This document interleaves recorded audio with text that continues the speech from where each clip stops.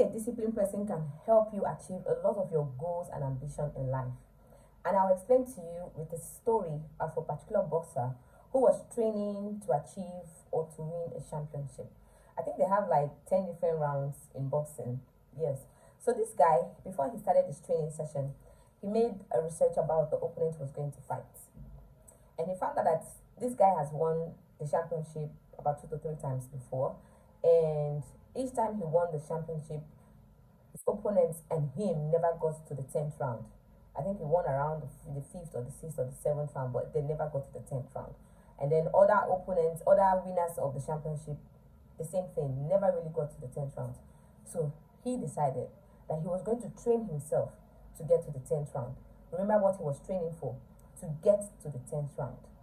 Not just to win the championship, or basically not to win the championship, but to get to the 10th round.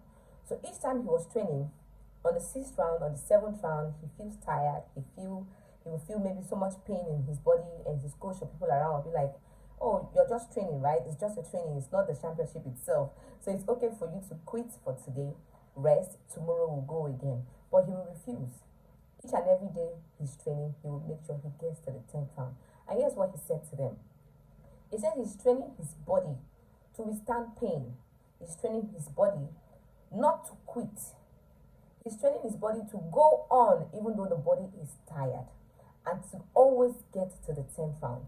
If he trains his body to quit on the 6th round, on the 7th round, on the day of the championship, mind you, the body doesn't know whether you're training or this is the D-Day. It is what you have been teaching it over time that it will end up doing at the end of the day, right?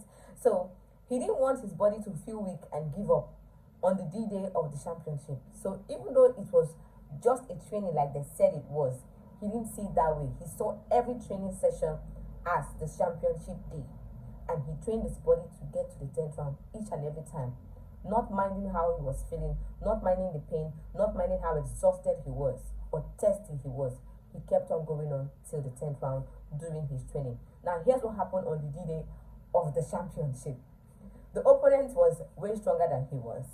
So after the opponents are giving him serious beating and boxing, by the way, I don't even understand why someone would choose boxing as a career, because all the punches and solo faces and the pain you feel, I don't understand it. But then it's fun for people to watch, and then it's good enough for the people that are in it. So after all the beating and the punches, first round, second round, third round, fourth round, fifth round, about the 6th round, the opponent that was beating him, the opponent had the upper hand, right? The opponent was tired. He was already exhausted and also in pain, because as much as he's stronger than this other guy, definitely the guy must have punched him once or twice in different places that hurts. So he was in pain and he was exhausted. So he was wondering, why is this guy not giving up? Like, why is he not just throwing in the towel and give up and quit so that I can now be announced the winner? He was wondering. They went on the 6th round, they went on the 7th round. He got tired and his body gave in to his tiredness and his exhaustion. But here's what the other guy did. He noticed that the guy was tired. He noticed that the guy had, started dulling. His moves were not quicker. His blows were not as swift and as strong as they used to be. So he took advantage of this opportunity. He started hitting this guy really hard as he could, not forgetting the fact that he's also tired. Remember, he was also tired, but he tried his best to hit the guy as hard as he could, the best that he could.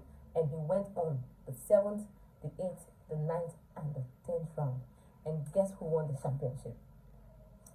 The guy that trained himself to get to the 10th round during his training. He won the championship. He won not because he was stronger. He won not because he had better strategies. He won because he had disciplined himself to go through till the very end. He has told his body that you have to get to the end, whether you are in pain or not, whether it feels like it or not. I have to get to the very end. And that's one thing a lot of persons, now bringing that idea into the normal world or every other person's life, that's one thing we fail to do. We make decisions, we keep strategies, we have goals and things we want to achieve, and we write down ways on how to achieve these things. But at the end of the day, we don't go through with them. We end halfway, and that's because maybe we feel tired, or maybe circumstances at the moment didn't let us go through with the things we ought to get through with and then achieve the end goal at the end of the day. We teach our body it's okay to quit in the middle of things. It's okay to give up because situations around it allow you to. That's the reason a lot of us do not achieve our goals, because we're not disciplined, because we've not disciplined ourselves that much. Discipline doesn't care about, shouldn't care about emotions. When you are tired, that's your emotion. When you don't feel motivated.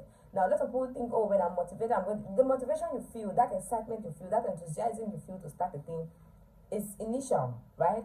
It's going to vanish and in the middle of the whole thing. By the time you start feeling the stress and the challenge that comes with that goal you want to achieve, your motivation is going to really die down, especially when the result is not coming in as fast as you thought they would. You will start feeling, are you sure I'm on the right track? Are you sure I'm doing what I'm supposed to be doing? Are you sure I'm even destined to do this thing in the first place? You start doubting yourself. You start doubting the process. You start doubting your own strategies that you have put in place because you want to give up. But by the time you shift your mindset from the pains you're having, the challenges you're going through, and just keep your mindset at the end. I said I was going to do this for 6 days. I've done day 1. I've done day 2. I will try my best at day 3. Even though I feel tired, I will do day 3. Let me just finish to get to day 6. Right? Now, sometimes it may be a goal you've set to achieve in 3 months, in 4 months, in 1 year. Like, just put this in every area of your life in what you hope to achieve. And discipline yourself to achieve it. Having a disciplined mindset, not the end goal result. Not the end result. Shift your mind from the end result. Like the boxer, his mind was not on winning the championship. His mind was on getting to the 10th round. Because he has found out that the opponent and some other persons that have won the championship in the past never got to the 10th round because their opponent gave up at the 6th round, at the 7th round, maybe even at the 8th round. But he disciplined himself to get to the 10th round. So your mind should be on getting to that last day you told yourself you're going to get. So you gave yourself a task to do for 6 months. You gave yourself a task to do for 1 year. Get to the 1 year first. Stop bothering about the results. Stop looking at or focusing about seeing changes. Yes, that's okay. That feels good. But then you should not also, sometimes even when you get a result at the beginning, you tend to quit. So you want to do this thing for 6 months.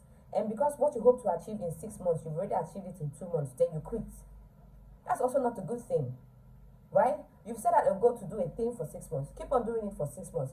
If your goal was to make, for example, 2 million naira in 6 months, and you've made 2 million naira in your first month, imagine what you will make on the 6th month if you continue. Right? So don't give up. And even when you've not seen a dime on the 3rd month, after you've set goals to make 2 million naira in 6 months, you still don't give up. Finish your 6 months first. Go through with that strategy you've put in place first.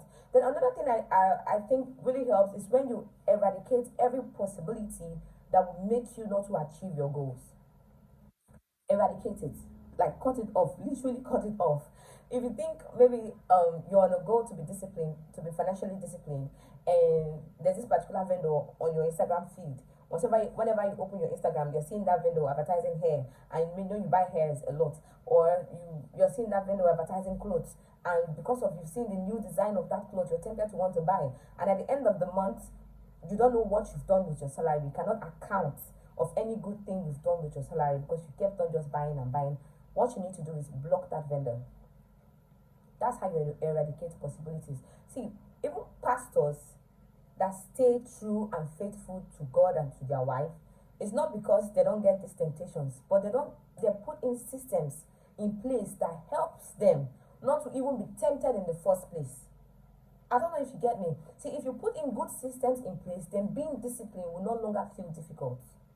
Don't even tempt yourself. You know your weaknesses, right? Write them down. You know the things you've been doing wrong all the while. Write them down. Now write down the things that also make you do those wrong.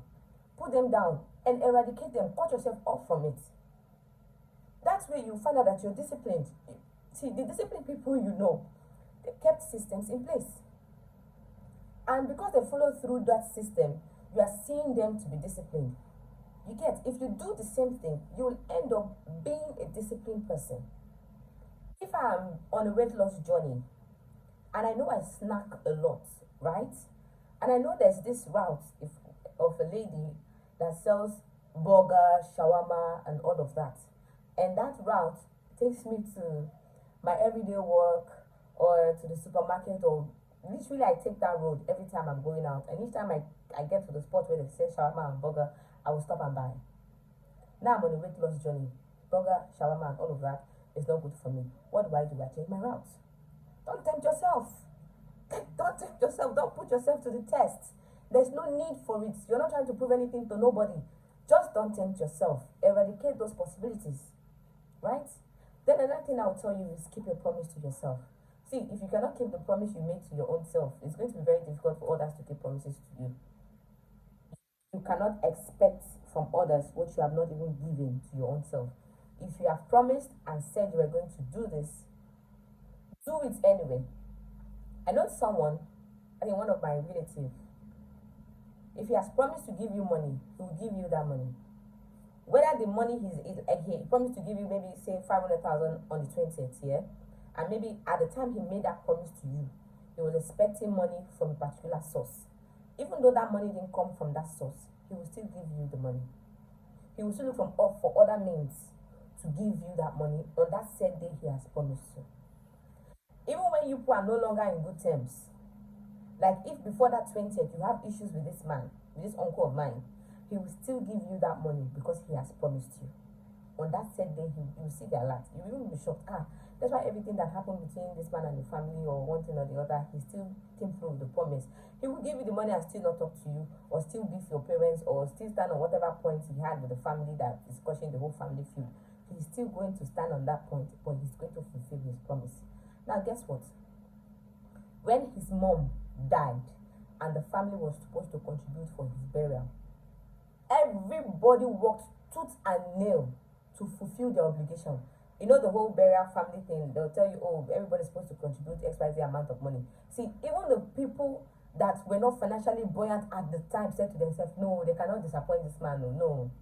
This man only disappoint other people. This man, no, he doesn't disappoint. He's always true to his words. Everybody in the family at the time made sure they contributed their said amount of money to the burial. If you don't keep your promise to your own self, people will not do that for you. Now, if you're able to push yourself despite how you're feeling, I'm just counting down the points for you just in case you didn't get it down, right? Push yourself despite how you're feeling, despite the emotions at the time. Remember, your emotion is for the now. You can feel weak, it's for the now. Do not let your temporal emotion decide your outcome and your long-term goals at the end of the day. Do not.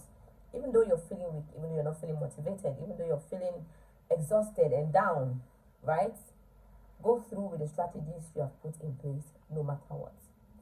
Number 2, eradicate everything that enables you or will put you in a situation where you are not able to fulfill your promise to yourself or to go through with the strategies you've kept in place. And then number 3, make sure you keep your promise to yourself at all costs.